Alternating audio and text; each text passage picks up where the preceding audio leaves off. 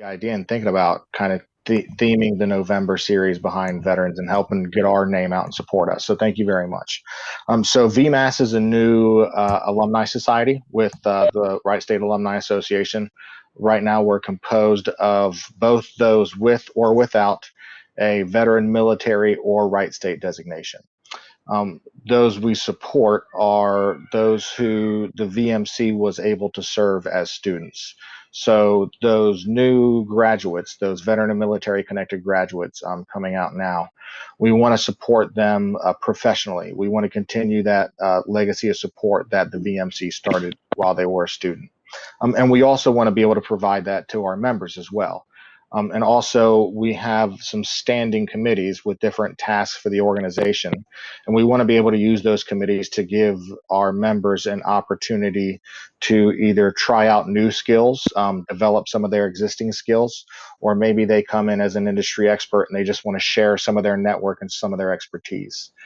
So we hope to deliver a medium for all of that activity to take place as we build our organization into the future.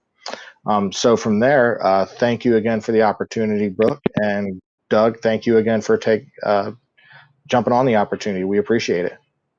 Hey, you're welcome. All right, thank you, Anthony. And with just as a reminder, just a refresh for those who have hopped on since the beginning of when I started talking, if you have questions, we'll kind of let Doug talk about his experience and tell his story a little bit. Then if you have questions, feel free to drop them in the chat. At the end, we will open it up for a Q&A. So if you feel comfortable unmuting yourself and you've got a question for Doug or maybe even Anthony about VMOS too, please feel free to hop in. But other than that, drop them in the chat. And with that, I'm going to go ahead and turn it over to Doug and let him kind of tell his story about being in the military and then coming to Wright State as a veteran student. So thank you, Doug. You're welcome. Well, Brooke, I'd like to thank you and certainly the Alumni Association for inviting me. It's a real pleasure and an honor to be able to talk with all of you. I think I saw on the sign-up list, I have even a couple of my Brookville High School classmates that have joined in, so that's really cool. So I'm going to talk a little bit about how I got into the military in the first place and some of my experiences there. And then I'll transition to speak a little bit about how I ended up at Wright State, why I chose Wright State, and what impact that choice has made on my career and actually my life. So we'll talk a little bit about that. My academic pursuits really started right out of high school. I enrolled at Miami University down in Oxford. And I was intrigued that they had just started offering a degree in systems analysis. And even back in the 60s, I was fascinated with computers. So I thought it would be a great choice. Unfortunately, I didn't turn out to be a very good student. I was pretty heavily involved in the social life all around Oxford. I was playing in a rock and roll band in the evenings and Friday and Saturday nights, and I didn't devote enough time to study. And by the middle of my sophomore year, I was informed that I was no longer welcome to come to school there. I basically flunked out. And of course, back then, Vietnam War was going on pretty hot and heavy. And within 2 weeks, I had a draft notice in my mailbox. And decided I really didn't want to be in the Army, and I'd heard a lot about some of the training you could get in the Navy. And of course, the saying is join the Navy, see the world.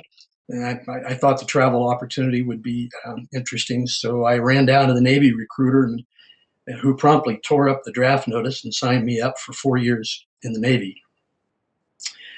So in those 4 years, I actually spent the first 2 years, I was right about the training, but the first 2 years in the Navy, I basically went to school.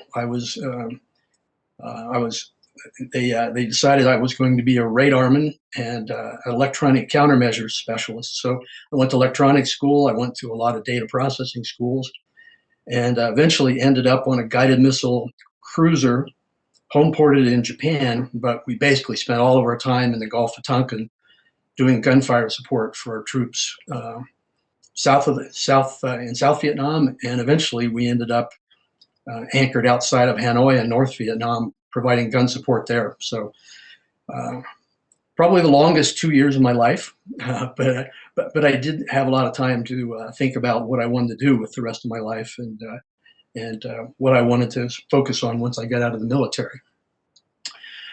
So when I was discharged, my wife and I, by this time I was married and had a small child, and we bought a small house in Belmont. It's about 700 square feet.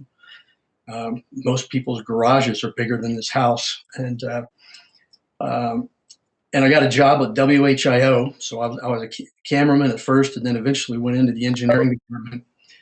But I enrolled at Sinclair with the goal of being a recording engineer. I thought combining engineering and my love of music would be a good idea. And unlike my experience at Miami, it's interesting once you focus on studies and you have the discipline, which I gained through the military. Suddenly I was making A's instead of flunking out. So my whole academic experience really changed it around, and I really think I owe a lot to the military, and frankly, just maturity to turn that around. About midway through my associate's degree, I began thinking about this recording engineering thing is fun, but maybe I ought to bolster my credentials a little bit, and I started looking at four-year universities that I could transfer to. Of course, we didn't have a lot of money, so finances were really critical. So I was really looking for an engineering school that was affordable and had high quality. And obviously, there's a number of high-quality universities around. UD is a terrific school, but the tuition was nearly 5x what it was at Wright State. So I started to eliminate some of those possibilities. Eventually ended up asking for a meeting with Dr. Brandeberry. He was then dean there at Wright State. It was kind of a cold call on my part, just to sort of get his view on how the curricula was there at Wright State, and to get a little better acquainted.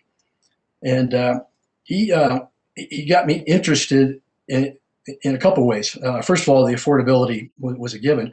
The second thing, though, he mentioned that a number of the professors had, had connections, either consulting agreements or had actually worked maybe in the summers or other times with the research labs there at Wright-Patterson, at AFRL in particular.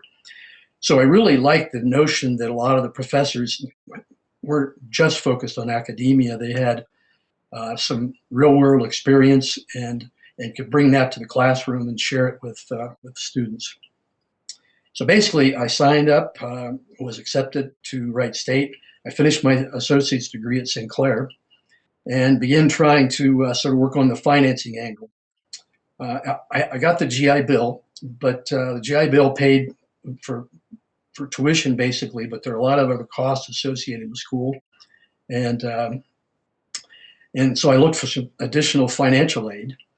I came across a financial aid office talked to me about a scholarship that was funded by the Reich family. Some of you may remember Reich's department store downtown. The Reich Family Foundation set up a scholarship that was perfect for me. It was for Sinclair students who were transferring to Wright State to get their bachelor's degrees. I applied and got accepted. So a few years ago, my wife and I stood up a similar scholarship. We tried to model it after that Reich idea. So there's a scholarship in place that gives preference to transfer students from Sinclair. It also gives preference to veterans. So if any of you know of veterans that are coming from Sinclair that are looking for a little financial aid, please tell them to contact their office, because hopefully people can take advantage of that.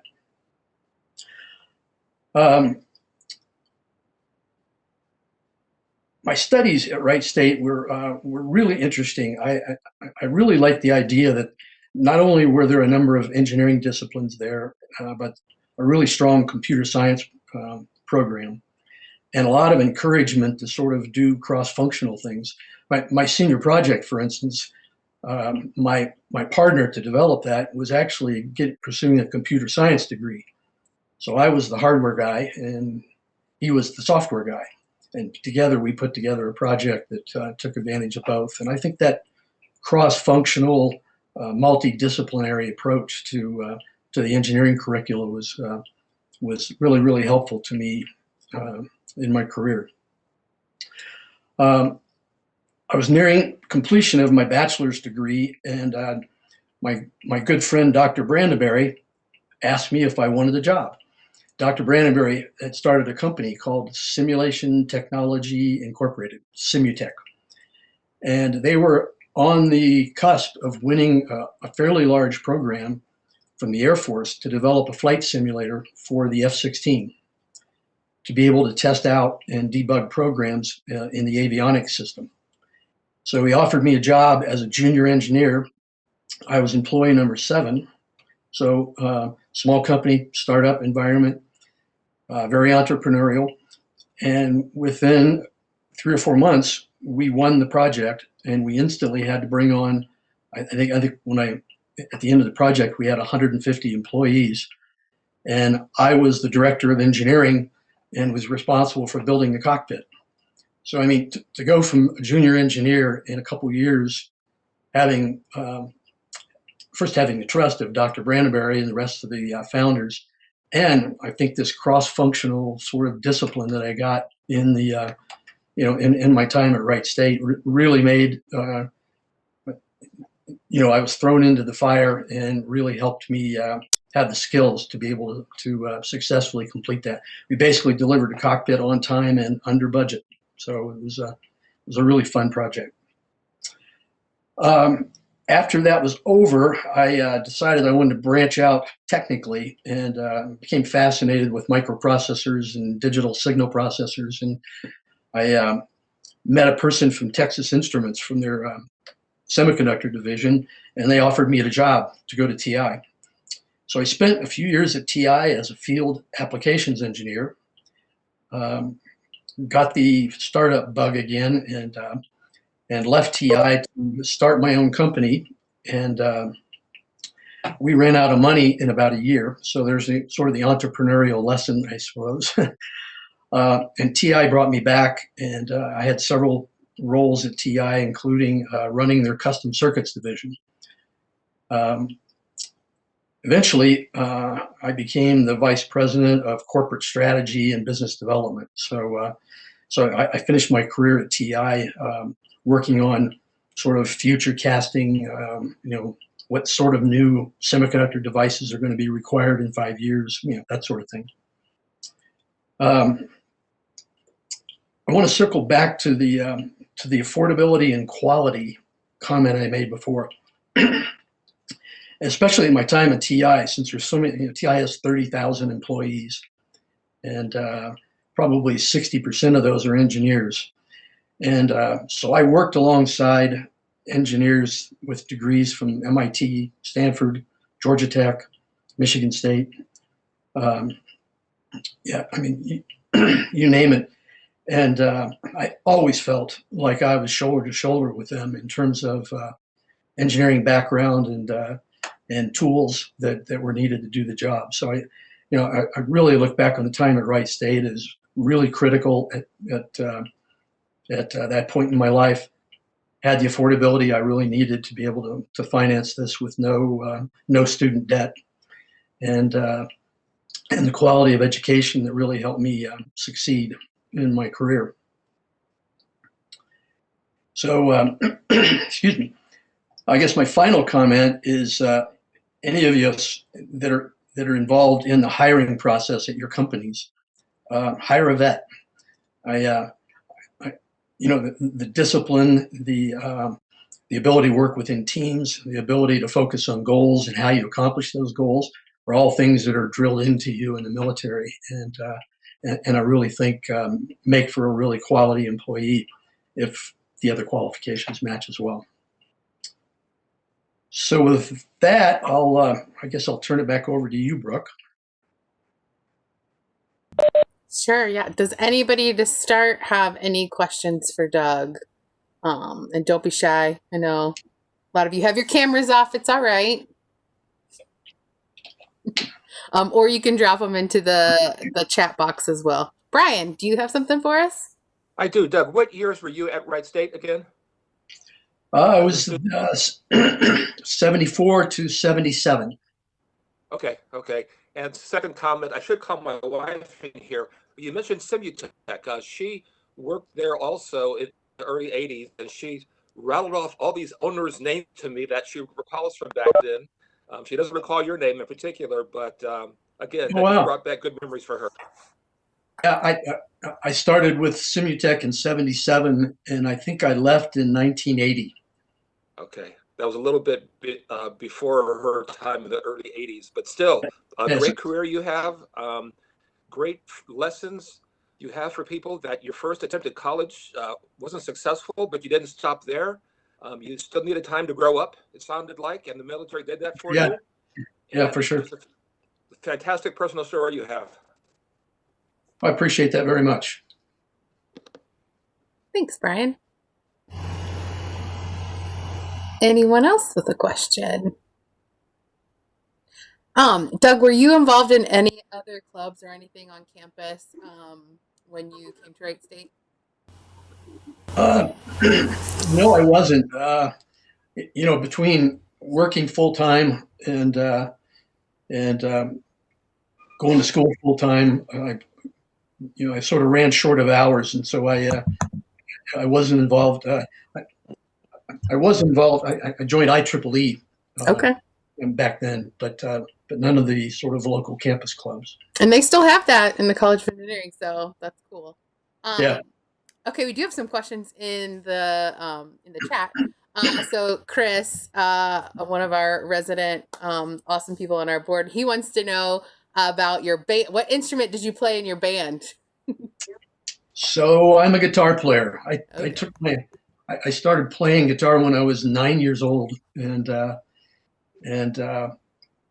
played in with some of my high school buddies. Our band was called the Nomads, and we played around a lot of universities. In fact, we played at Miami a lot, and Wittenberg, and Bowling Green, and we all. When I went to the military, one of the other band members went to the military, and we kind of broke up. And in 2008, we got together and did a reunion gig at the Brookville VFW, and we've done that every year since. So usually in the middle of July, we all get back together, and we get a couple hundred people in the VFW and play some Beatles and Rolling Stones and Chuck Berry and just have a good time. You'll have to send us that info once it's safe to get together again for us to come out and support.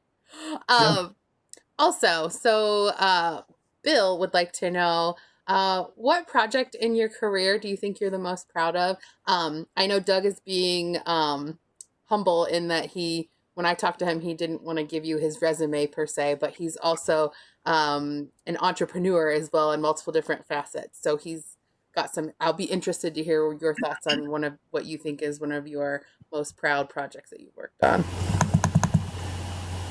Interesting question. Yeah, obviously the F-16 cockpit was a big deal, but to be the one I would probably spike out is the one I'm most proud of.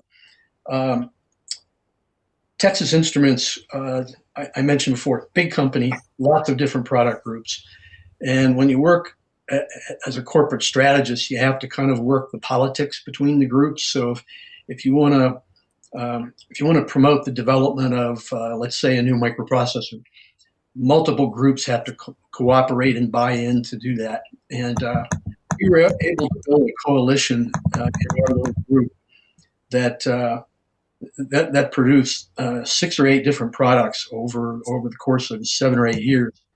That ended up resulting in multiple billions of dollars of sales for TI. So to work all those internal issues and to get the groups together toward a common goal and see those efforts result in real revenue and really exciting products was probably the one I'm most proud of.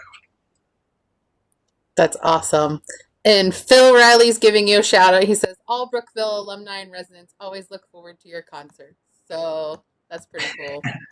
And then Anthony wants to know, and I may call you out, Anthony, to clarify because this seems a little even over my head. But what did you find as an effective management strategy for dealing with cross-functional engineering groups? And if you have an example from the semiconductor foundry perspective, it would match one of his current projects. Okay. Um, well, I think step number one, it's a lot about people. There's corporate policies and there's, there's business plans that have to be pursued and this, that, and the other. But on a very personal level, salesmanship sometimes is a good thing. You have to sell the idea to groups that may be sort of dragging their feet. And a lot of those sales processes that were successful, I think, started with really thinking hard about how that would benefit them. Nobody commits to a project that only benefits, the other partner in the project. So you really have to spend some time thinking about how there's benefit to one engineering group to work with the other engineering group and vice versa, so that they really feel like there's some synergy that gets them excited and helps them each sort of achieve a goal. It's not easy, and a lot of times it boils down to personalities and salesmanship. Yeah, these are this is my first role from a project perspective. I've been in operations management for my last few career perspectives, and yet dealing with and managing projects from that perspective with that type of technical group, and everybody wants their piece of the pie, right? But it's been an interesting set of lessons I've learned in the last 2 years from this role. Yeah, I'll bet. It's like I said, it's not always easy, and also not always possible. I mean, again, each group has got their own goals and their own metrics, and sometimes those metrics boil down to their performance review and pay and bonuses and things like that. So you really have to sort of work hard to figure out where the synergies are at, and make them both feel like they're going to get something out of it. Very cool. Thank you. Yep. So I'm interested to know, you just called up Dr. Brandeberry. Like, it's funny because I don't think many students would call up the dean or chair of a department and just say, hey, tell me about your program. So what motivated you or made you feel like, hey, I'm just going to call him up and hear it straight from the horse's mouth? I'm not sure I remember exactly what was going through my head at the time. I just knew that I wanted to talk. I wanted to talk to straight from the horse's mouth. A professor or a dean that was really involved in the program and get some real sort of in-depth answers. Nothing against admission offices and things like that, but you go in some of those and you get the brochures and you get the sort of the university overview, but I really wanted to know straight from the horse's mouth, and I started I basically just looked up who's the dean, and can't hurt to give him a call, and he took the meeting. So that's awesome. Yeah. Sarah would also like to know, in addition to Dr. Brandeberry, who else made an impact on you from Wright State University? Yeah, so there's one professor in particular, Dr. George Spalding. And this gets back to the sort of the cross-functional thing. Dr. Spalding was a mechanical engineer.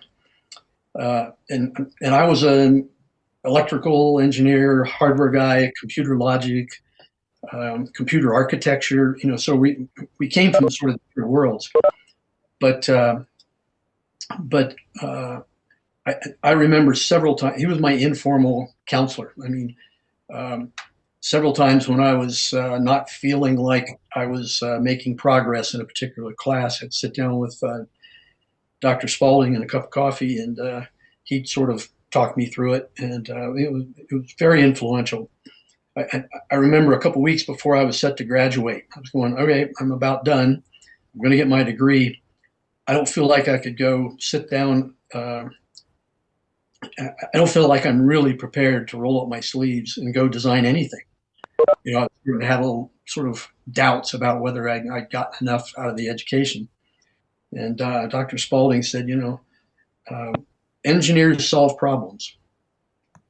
That's all you got to know. You know, when you go out, you figure out what the problem is, and you've got the tools to figure it out.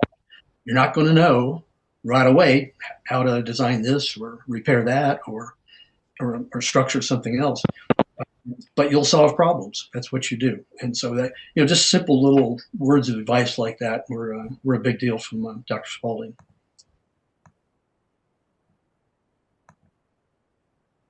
Hey, Brooke, I have a question. Yeah, go ahead. Not really a question. Doug, we sound like kindred spirits. Yeah. I dropped out of high school at 16, went in the Navy. Yes. First ship I was on was the U.S.S Blandy, and my understanding of the ship's history, it was one of the last gunships to return from Vietnam. Oh, wow. And when I went in, we went through a complete retrofit to become anti-submarine warfare focused, and I was an operations specialist, so I was a radar man too. Ah, wow. A lot of parallels. Quite a few. When you were on campus, I know one thing that I share your passion for Wright State. I think as someone I think earlier said, it took me a little while to grow up, I guess. Went through the Sinclair parallel program, got my business degree, and then transferred to Wright State to get an accounting degree. And I remember the one thing I valued is how veteran friendly the university was. They really put a focus on helping veterans. So when you went to the university, did they have as active a support system for vets when you started at the school? I have to say, honestly, I don't know. I didn't get involved with it. I didn't seek it out. Like I said, I was busy working from 5 o'clock till 2 in the morning at WHIO, and then trying to study and get to my 8 o'clock class the next day. So it was, I didn't really spend a lot of time on the campus outside of just classwork and so forth. But again, the other support systems, I mentioned the financial aid department was very, very helpful. So I felt like the whole sort of campus environment was very friendly to folks with our backgrounds. Thank you. Yeah.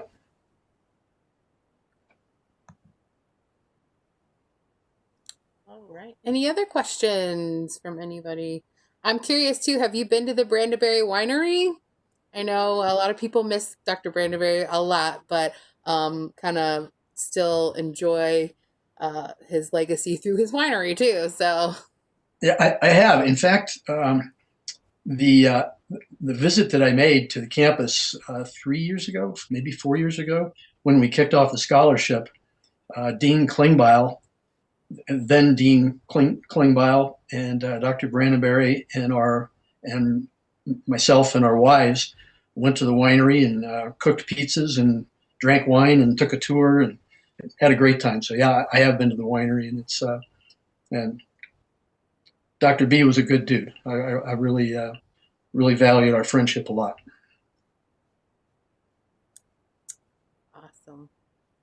awesome. All right. Are there any other questions from our guests tonight?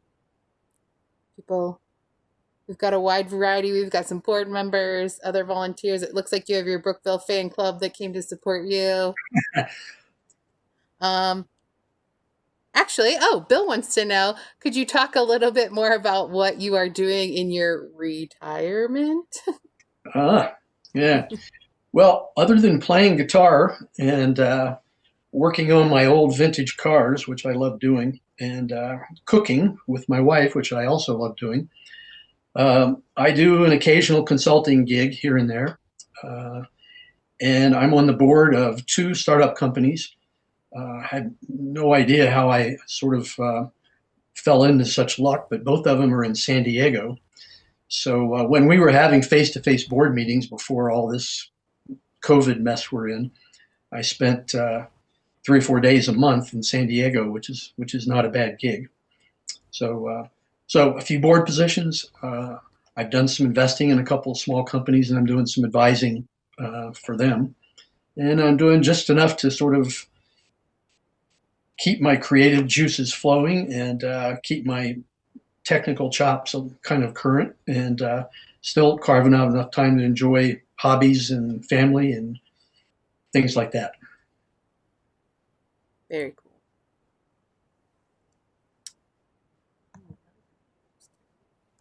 Okay, well, with that, I don't see any other questions.